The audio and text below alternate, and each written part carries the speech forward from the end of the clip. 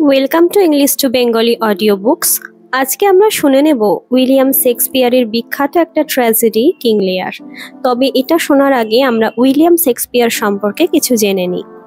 William Shakespeare ছিলেন একজন ইংরেজ নাট্যকার, কবি এবং অভিনেতা, যিনি ইংরেজি ভাষার শ্রেষ্ঠ লেখক ও বিশ্বের অন্যতম শ্রেষ্ঠ নাট্যকার হিসাবেও বিবেচিত হন।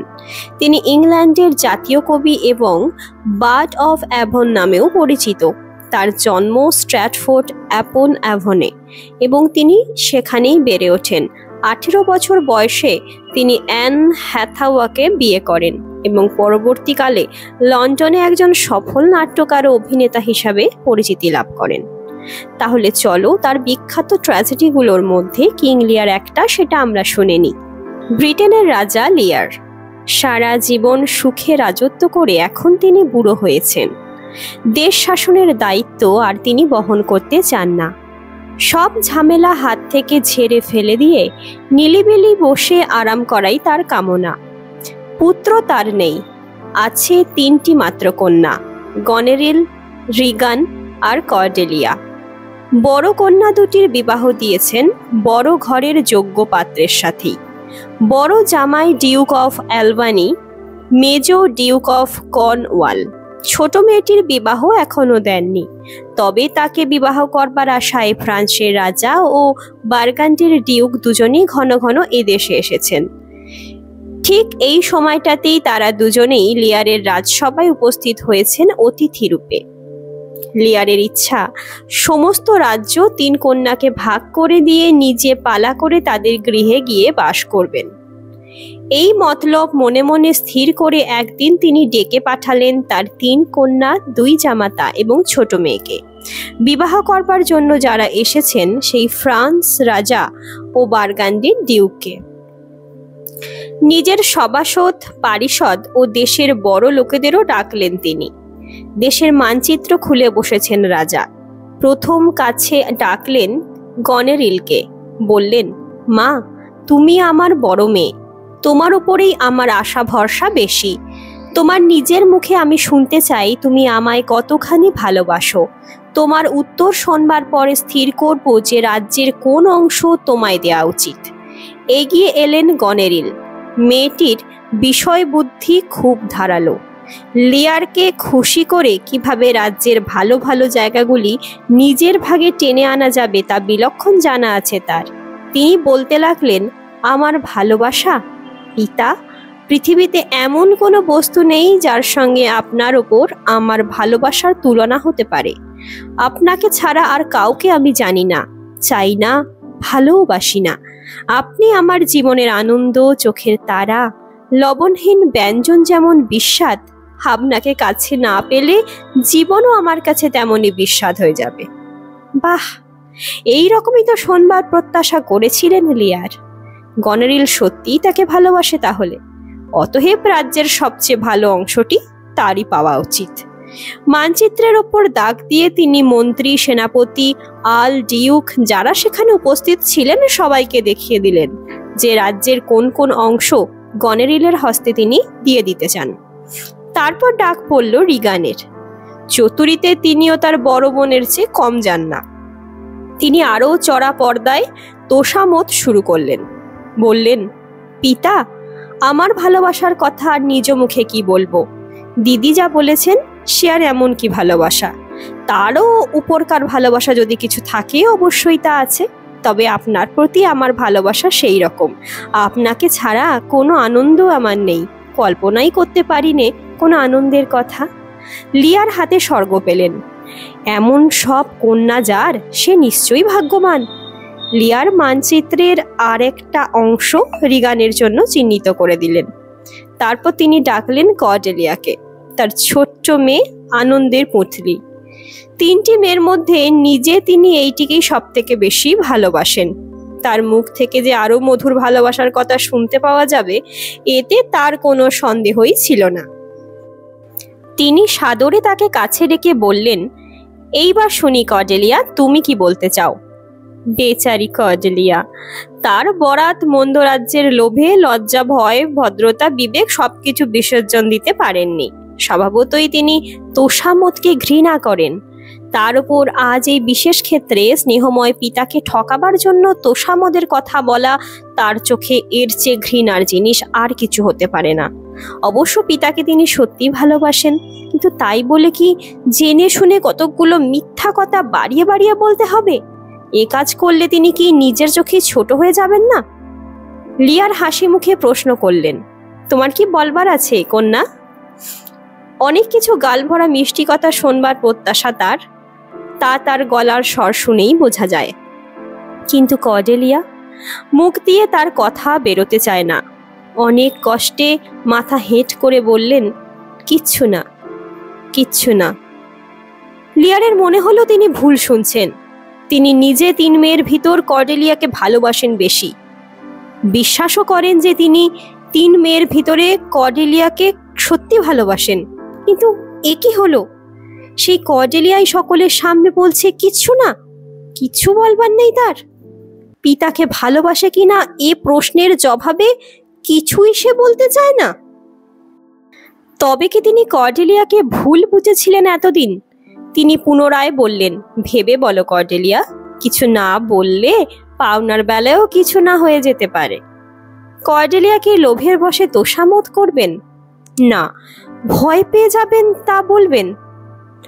তিনি স্থির বিনয়ী ভাবে বলতে লাগলেন, বাবা, আপনি জন্মদাতা, পরম স্নেহে আমায় এতদিন লালন পালন করেছেন, আপনি দিয়েছেন সকল বিষয়ে সুশিক্ষা। সেজন্য যতটা কৃতজ্ঞতা আমার থাকা উচিত তা 16 আনাই আমার আছে। যতটুকু ভক্তি আপনার ওপর আমার থাকা উচিত তার চেয়ে 1 তিলও কম নেই আমার। এর চেয়ে বেশি আর কি বলবো? দিদিরা অনেক কথা বলেছেন, সেসব কথা বলা আমি সঙ্গত মনে করি না। তারা বলেছেন আপনাকে ছাড়া আর কাউকে তারা ভালোবাসেন না। তাই যদি হয় তবে তারা বিবাহ করলেন কেন? স্বামীকে দেবার জন্য এতটুকু ভালোবাসাও কি তাদের অন্তরে অবশিষ্ট নেই? তাই যদি না থাকে তারা স্বামীর সঙ্গে একসাথে বাস করেন কেমন করে? তারও চেয়ে বড় কথা, বিবাহটাই বা তারা করতে চেয়েছিলেন কেন? লিয়ার রেগে উঠলেন। যুক্তি শুনবার জন্য তিনি বসেননি, বসেছেন তোষামত শুনতে। তিনি জিজ্ঞাসা করলেন, এই তাহলে তোমার শেষ কথা? যেটুকু ভালোবাসা কর্তব্য ততটুকুই তুমি ভালোবাসো তোমার পিতাকে, তার চেয়ে একটুও বেশি নয়? কর্তব্যের তাগিদ ছাড়া হৃদয়ের দরদ নেই? কর্ডেলিয়ার আর বলবার কিছু নেই। লিয়ার মানচিত্রের দিকে তাকালেন। রাজ্যের 3 ভাগের 1 ভাগ কর্ডেলিয়াকে দেবার জন্য আলাদা করে রেখেছিলেন। তার ভিতর দিয়ে দীর্ঘ রেখা টানলেন একটা। দুদিকে 2টি ভাগ বড় 2 মেয়ের ভিতর বেটে দিলেন। আর দেশের অর্ধেক হলো গনেরিলের, অর্ধেক হলো রিগানের। রেগে চেঁচিয়ে তিনি সবাইকে শুনিয়ে বললেন, কর্ডেলিয়াকে আমি ত্যাগ করছি। আমার ওপর যার এতটুকু স্নেহ নেই সেই কন্যার সঙ্গে আমার কোনো সম্পর্ক রইল না আর। 1 ইঞ্চি জমিও আমি ওকে দেব না। বিবাহের সময় 1 কানাকড়ি যৌতুকও দেব না ওকে। পুরানো সভাসদের ভিতর কেন্টের আলের প্রতিবাদ না করে পারলেন না। তিনি বিচক্ষণ এই কেন্ট। রাজাকে তিনি ভালোবাসেন, ভক্তি করেন, কিন্তু দরকার হলে রাজার কাছে প্রতিবাদ জানাতেও কিন্তু তিনি ভয় পান না। কেন্ট স্পষ্ট করে বললেন, মহারাজ, আপনি ভালো করে বিবেচনা করুন। যেভাবে রাজ্য ভাগ করে দিতে চাইছেন আপনি, সেইটিই অনুচিত। নিজে যতদিন বেঁচে থাকবেন ক্ষমতা নিজের হাতে রাখা উচিত। আর যদি রাজ্য মেয়েদের দান করতেই হয়, এইভাবে ছোট রাজকুমারীকে বঞ্চিত করার কোনো যুক্তিই নেই। আপনার প্রতি তার ভক্তি নেই বলে এই যে আপনার ধারণা, একেবারেই ভুল। কর্ডেলিয়া অতি সুশীলা মনের ভাব ঢাক পিটিয়ে প্রচার করতে তিনি লজ্জা পাচ্ছেন। তা নইলে তিনি যে মনে প্রাণে আপনাকে ভক্তি করে ভালোবাসেন অতি গভীরভাবে আমরা সকলেই বুঝি। লিয়ার ভয়ানক বিরক্ত হলেন কেন্টের ওপর। রাজার কথার উপর কথা। তিনি আদেশ করলেন, তুমি চুপ করো আর্ল। আমি যা ব্যবস্থা করেছি তা আর নড়চড় হবে না। কর্ডেলিয়াকে আমি ত্যাগ করছি। আপনি অন্যায় করছেন, জোর গলায় বললেন কেন্ট। এখনো এ অন্যায় আদেশ বাতিল করুন। তুমি যদি চুপ না করো তোমায় আমি নির্বাসিত করব। নির্বাসনের ভয়ে সত্য ও সঙ্গত কথা বলতে ভীত হব না? কিসে আপনার সত্যকার ভালো হবে আপনি তা চোখে দেখতে পাচ্ছেন না। সোনা ফেলে কাঁচের আদর করছেন। আপনার চোখে আঙুল দিয়ে আপনার ভুল যদি না দেখিয়ে দিই তবে বৃথাই এতদিন আপনার নিমক খেয়েছি। লিয়ার আর সহ্য করতে পারলেন না। দিক বিদিক জ্ঞান হারিয়ে হুকুম দিলেন কেন্টকে এক্ষুনি দেশ ছেড়ে নির্বাসনে যেতে হবে। মাত্র একটি লোকেরই সত্যিকারের দরদ ছিল রাজার ওপরে, তিনিও নির্বাসনে চলে গেলেন। তখন রাজার কাছে ডাকলেন বার্গান্ডির ডিউক ও ফ্রান্সের রাজাকে। আপনারা দুজনেই ওই কর্ডেলিয়াকে বিবাহ করতে চেয়েছিলেন, দেখছেন তো আমি ওকে ত্যাগ করছি।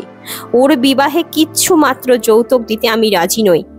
এই অবস্থায় আপনাদের ভিতর কেউ কি ওকে বিবাহ করতে রাজি আছেন এখন?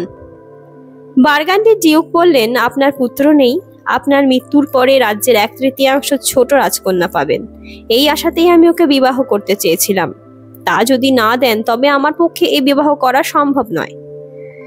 কিন্তু আমার পক্ষে সম্ভব। ফ্রান্সের মহানুভব রাজা এগিয়ে এসে বললেন, আমার পক্ষে তা খুবই সম্ভব। আমার নিজের রাজ্য আছে, ছোট্ট ইংল্যান্ডের 1/3 না পেলেও আমার চলবে। আমি চাই একটি সুশীলা পত্নী। কর্ডেলিয়ার অন্তর যে কত মহৎ তা আমি দেখতে পাচ্ছি, বুঝতেও পারছি। তার মতো সুশীলাকে পত্নী রূপে পাওয়া ভাগ্যের কথা।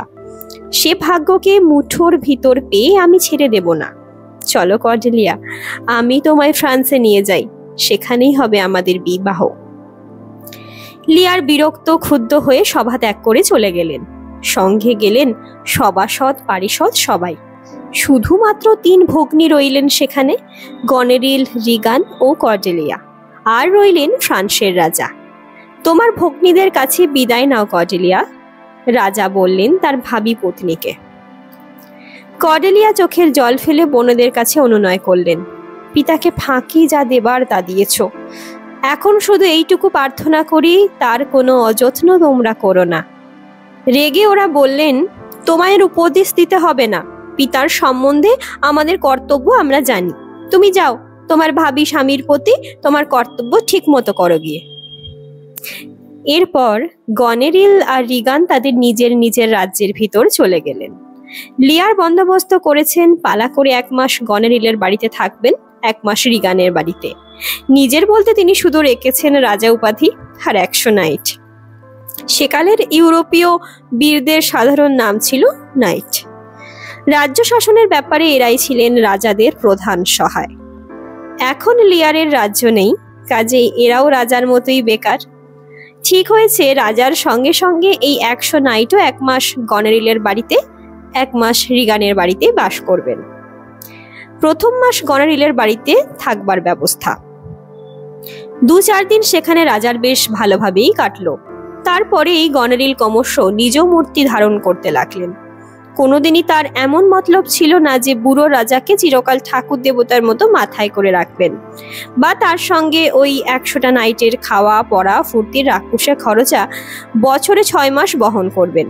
তিনি নিজের ভৃত্যদের টিপে দিলেন এই নাইটগুলোকে যাতে তারা বিশেষ খাতির না দেখায়। তারা বিদায় হলেই যে এই বাড়ির লোকেরা বাঁচে সেটা যেন তাদের হাড়ে হাড়ে টের পাইয়ে দেওয়া হয়। ইঙ্গিত পেয়ে ভৃত্যরা মাত্রা ছাড়িয়ে গেল। লিয়ারের একটি অতি প্রিয় বিদূষক ছিল, সে যেমন রসিক তেমনি জ্ঞানী। হাস্য কৌতুকের ভিতর দিয়ে অতি মূল্যবান সব জ্ঞানের কথা তার মুখ থেকে সদাই বেরোত। সেই বিদূষকটিকে একদিন তারা অপমান করল। রাজা এতে দারুণ ক্ষুব্ধ হলেন। অপরাধী ভৃত্যটিকে প্রহার করলেন তিনি নিজের হাতে। আগুন জ্বলে উঠল।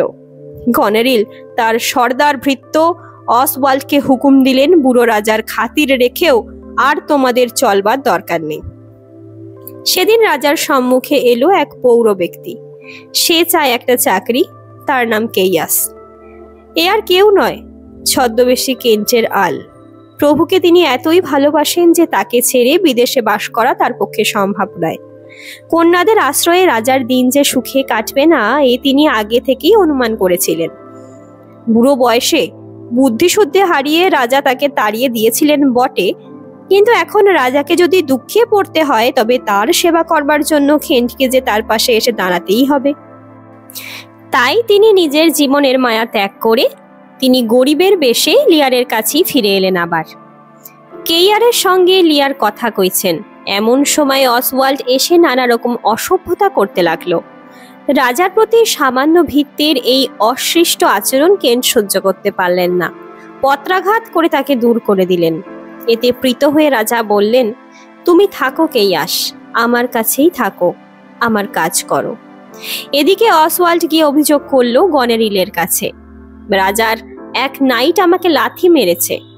গনেরিল এতক্ষণ অসুখের ভান করে রাজার সম্মুখে উপস্থিত হয়নি। এইবার এই অজুহাত পেয়ে তিনি একটা মুখোমুখি বোঝাপড়া করার জন্য লিয়ারের ঘরে এসে হানা দিলেন। এসব কি অত্যাচার বাবা? তিনি অভিযোগ করলেন, তোমার দুর্দান্ত নাইটগুলোর জন্যে আমার এক তিল শান্তি নেই। তারা হই হল্লা করছে, মদ খাচ্ছে, নানা রকম অসভ্যতা করছে। আমার রাজপ্রাসাদ যেন হয়ে দাঁড়িয়েছে একটা সস্তা দামের হোটেল। এত অত্যাচার আমি সইতে পারবো না। লিয়ার আকাশ থেকে পড়লেন, আমার নাইটরা হই হল্লার করছে? তারা তো সব সুসভ্য বড় বড় বংশের সন্তান। তোমার এই অভিযোগ একেবারে বাজে। লিয়ার উড়িয়ে দিতে চাইলেন গনেরিলের সব কথা, কিন্তু গনেরিল মনস্থির করেই এসেছেন। তিনি স্পষ্ট বললেন, আমার প্রাসাদে 100 নাইটের স্থান হবে না বাবা।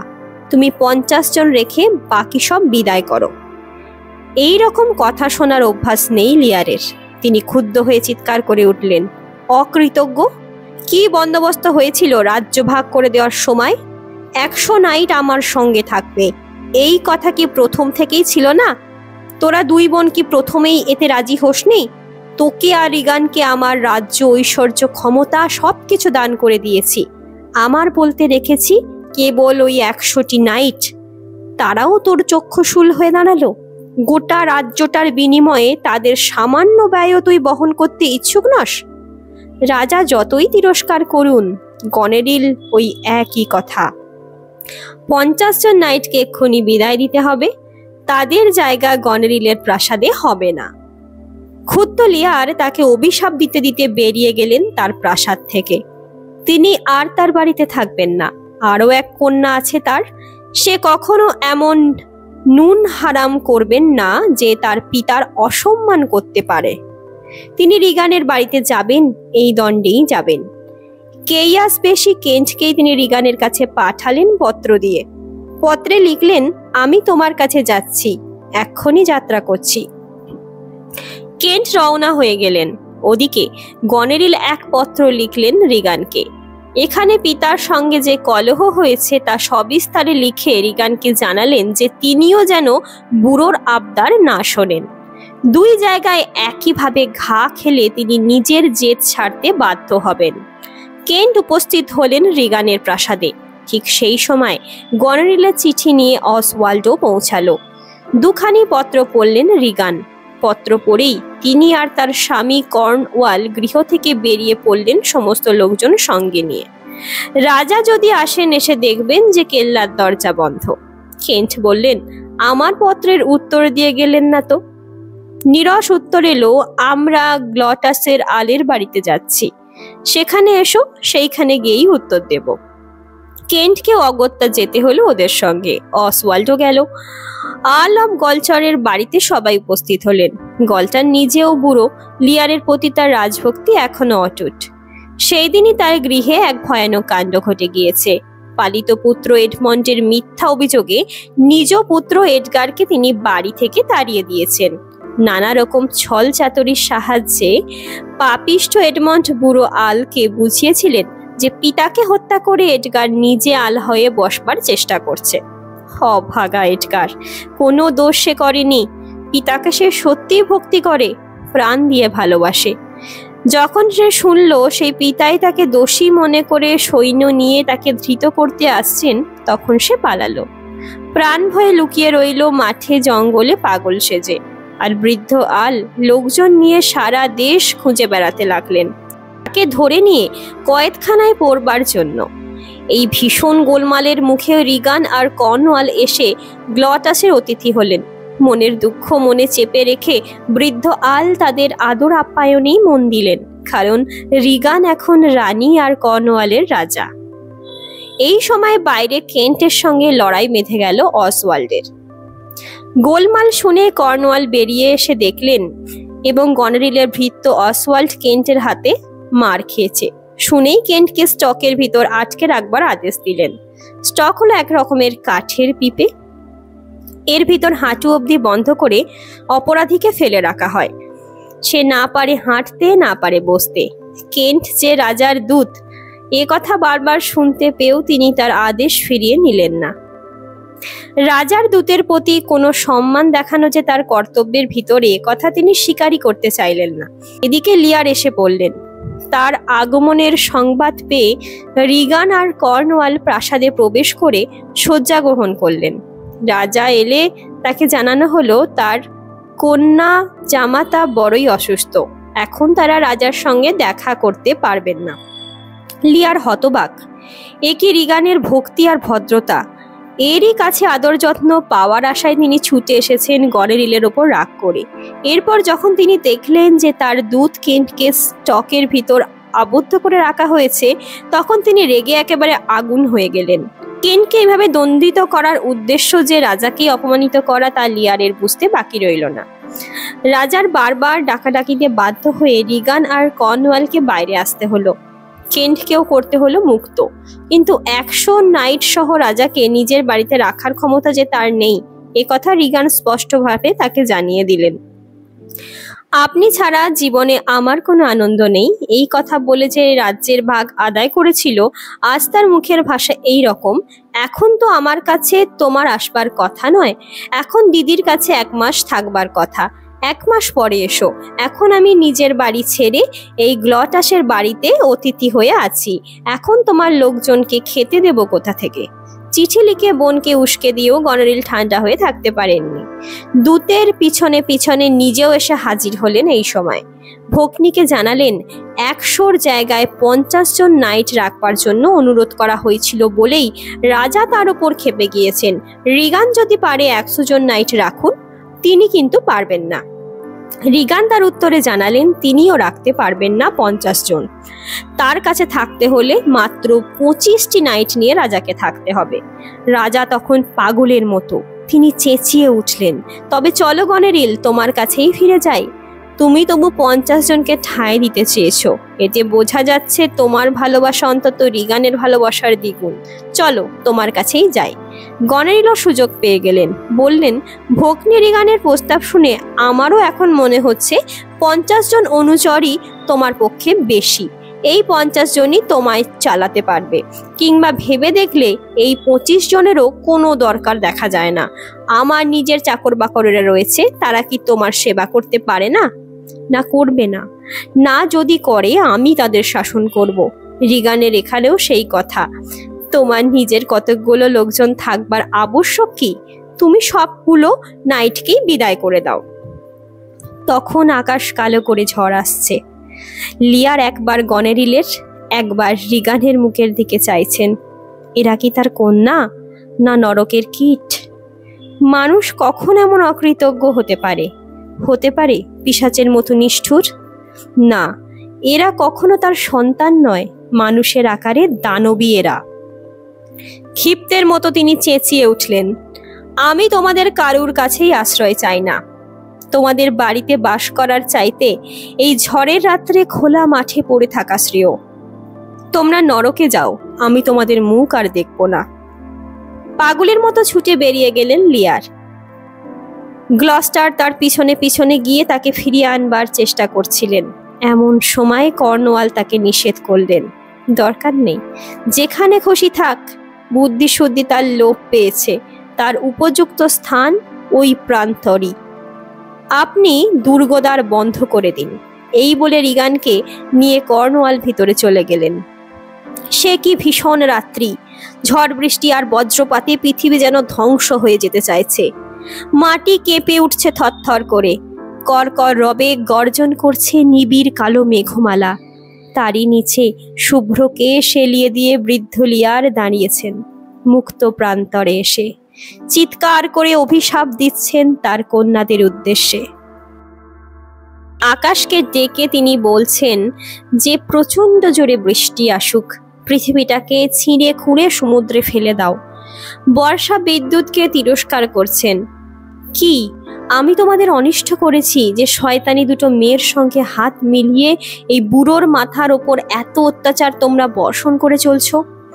কেন্ট এসে তার হাত ধরে একটা ভগ্ন কুটিরে নিয়ে গেলেন। সে কুটিরে বাস করে পাগলা টম। এ পাগলা টম আর কেউ নয়, ছদ্মবেশী এডগার, গ্লস্টারের পলাতক পুত্র।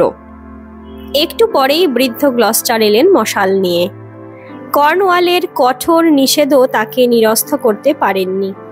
এতদিন এই লিয়ারেরই হুকুমে সারা দেশের লোক উঠত বসত, তা তিনি ভুলতে পারেননি। আজ সেই বৃদ্ধ রাজাকে এই দুর্যোগে রাত্রে খোলা মাঠে ফেলে রেখে তিনি কোন প্রাণে নিজের গৃহে বসে থাকবেন? রাজাকে কুটির থেকে বার করে নিয়ে নিকটবর্তী এক গোলা বাড়িতে তুললেন তিনি। নিয়ে এলেন আহার্য, নিয়ে এলেন শয্যা। রাজা এই রাজভক্তির ফল হলো অতি ভয়ানক। তার পালিত পুত্র নরাধম এডমন্ড সব কথা গিয়ে বলে দিল কর্নওয়ালকে। আর কর্নওয়াল রেগে আগুন হয়ে গেলেন একেবারে এ খবর শুনে। কি এত বড় কথা! তার হুকুম অমান্য করে বুড়ো গ্লস্টার প্রাসাদে ফিরে আসতেই তাকে ধরে রাক্ষস কর্নওয়াল দুটি চক্ষু উপড়ে নিলেন। কর্নওয়াল পাপের সাজা পেলেন হাতে হাতে। গ্লস্টারের এক ভৃত্য তার প্রভুকে রক্ষা করবার চেষ্টা করেছিল, তার সঙ্গে যুদ্ধ হলো কর্নওয়ালের। সে নিজে মারা গেল বটে, কিন্তু তার অস্ত্র একটা আঘাত করে গেল কর্নওয়ালের দেহে। সে আঘাত ক্রমে বিষিয়ে উঠল। তাতেই নরকের কীট কর্নওয়ালের ফিরে যেতে হলো আবার নরকে। রিগানের কি বড়ই দুঃখ হলো স্বামীহারা হয়ে। যেমন পাত্রী সে নয়। এডমন্ডের কাছে সে প্রস্তাব করলো এডমন্ড তাকে বিবাহ করুক। বুড়ো আলকে অন্ধ করে দেবার পর কর্নওয়াল এডমন্ডকে গ্লস্টার্সের আল উপাধি দিয়েই গিয়েছিল। এখন রিগান তাকে নিজের সেনাপতি ও রাজ্যের শাসক পদে বহাল করল। এদিকে কেন্ট কিছু লোকজন সংগ্রহ করে লিয়ারকে ডোভারে পাঠিয়ে দিয়েছেন। সমুদ্র পার হয়ে এসে সেখানে অবতরণ করেছে ফ্রান্সের একটা সৈন্যদল। কর্ডেলিয়া এই সৈন্য নিয়ে নিরাশ্রয় পিতাকে ভগ্নীদের অত্যাচার থেকে রক্ষা করতে এসেছেন। লিয়ার এখন বদ্ধ পাগল। কর্ডেলিয়াকে তিনি চিনতেই পারলেন না। ফ্রান্সের সেনা এসেছে শুনে গনেরিলের স্বামী আলবানি এবং রিগানের ভাবি স্বামী এডমন্ড একত্রে এসেছেন সেই আক্রমণ রোকবার জন্য। ধর্মের জয়ে পৃথিবীর সব সময় হয় না। গনেরিল রিগানেরই জয় হলো যুদ্ধে। কর্ডেলিয়া এবং লিয়ার হলেন বন্দী। এতক্ষণে লিয়ার চিনতে পারলেন কর্ডেলিয়াকে।